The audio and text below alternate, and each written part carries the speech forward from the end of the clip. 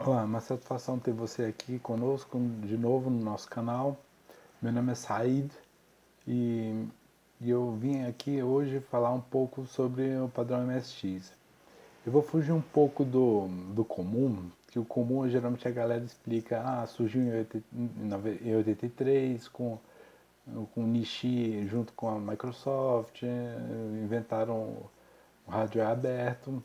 E sim, eu quero fazer alguma. Pode ser até um pouco anacronismo, né? Mas eu vou fazer pelo menos um, uma análise assim que surgiu o hardware aberto, né? O hardware aberto era permitido qualquer empresa que quisesse fabricar o produto para aquele padrão podia entrar. No Japão existem várias empresas. Aqui no Brasil só foi entrada no mercado da Gradiente e a Sharp. A Gradiente com Expert, com seus três Expert, o cinza, o preto e o preto com disquete, e a Sharp com dois, pelo menos, o Hotbit preto e o branco, não nessa ordem. Mas tirando a parte histórica de lado, que já eu acho que já foi muito debatido e tem canais aí que as pessoas explicaram bem melhor do que eu, tiveram mais informações. Eu gostaria de dizer mais assim sobre para mim o que significa esse padrão. Eu sou colecionador, tenho dois Expert, um cinza e um preto, que é o Plus, e estou muito satisfeito com o hardware. Eu não tenho acesso à rede, não tenho a placa de rede, né? Mas assim, tudo que se pode fazer offline, é possível fazer offline, né?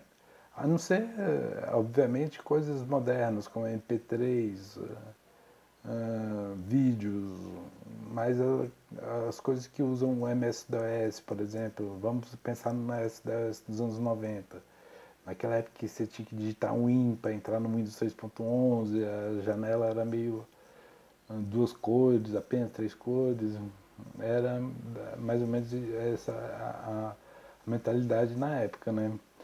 E assim, o que aconteceu, né? Era um padrão mais barato, porque existiam muitas empresas no mercado. Aqui no Brasil, já o 386 não foi muito difundido, somente a partir de 95, 95 a gente já utilizava 486, 586 e, e era obsoleto, né? No exterior era obsoleto. A gente teve problema dos anos 80 com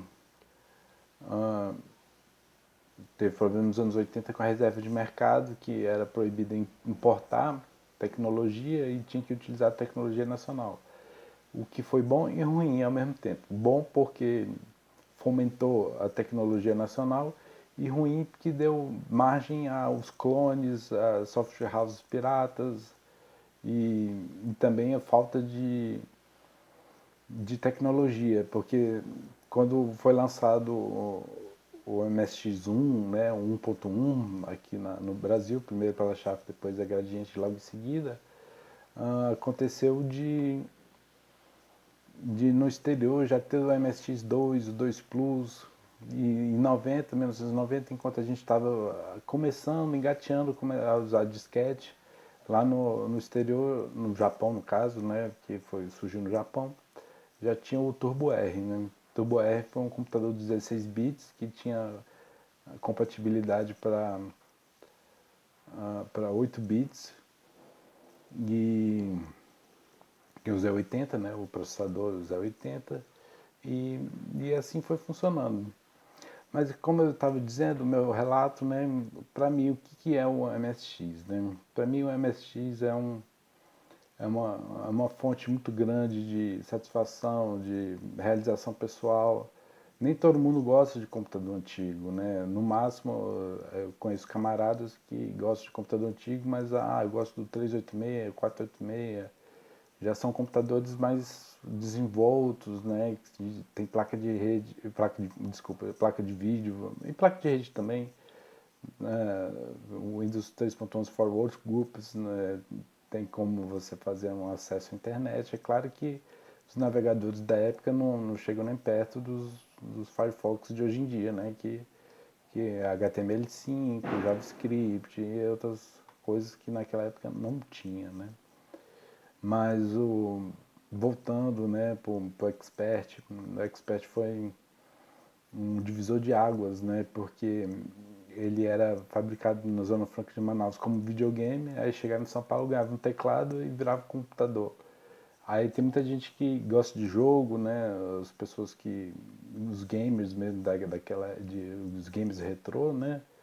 Eles gostam muito do MSX por conta dessa versatilidade que o MSX tem para trabalhar com jogo, assim como também trabalha com coisas mais profissionais, aplicativos profissionais, editor de texto, planilha, hum, programação também. Quantas pessoas começaram a programar em Basic depois do MSX?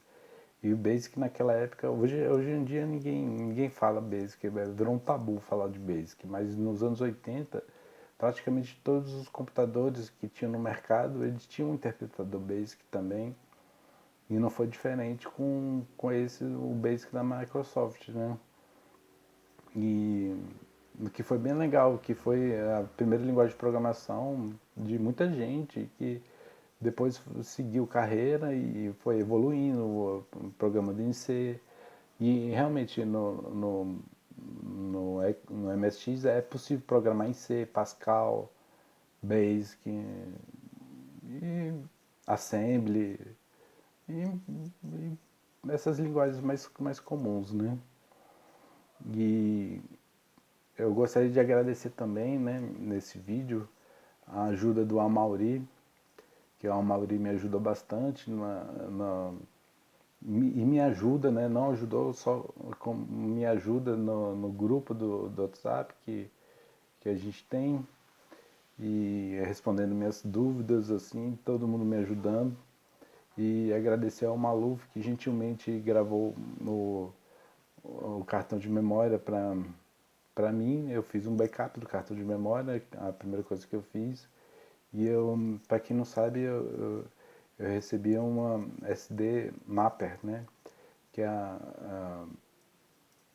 compatível com cartão SD e ela tem 1 mega de memória, 512 kilobytes